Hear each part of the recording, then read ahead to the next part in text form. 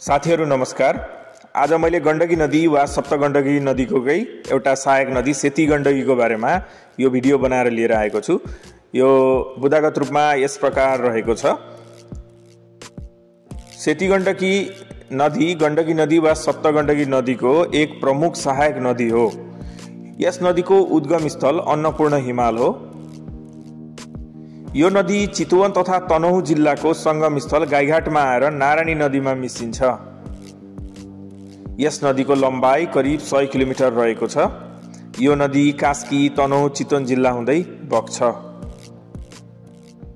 सेती गण्डकी नदी र काली गण्डकी नदीलाई दिदी बहिनी पनि भन्ने गरिन्छ। सेती नदीलाई दिदी र काली गण्डकी नदीलाई बहिनी। यो नदीले 25 मेगावाटको क्षमता भएको जलविद्युत आयोजना सम्पन्न भई कार्यान्वयनमा पनि आइसकेको छ। यस नदीले पोखराका विभिन्न ठाउँमा गहिरा खोजहरू बनाएर बगेको हुनाले पर्यटकको रूपमा पनि धेरै महत्त्वपूर्ण योगदान पुर्याएको छ। हस्त साथीहरू, धन्यवाद।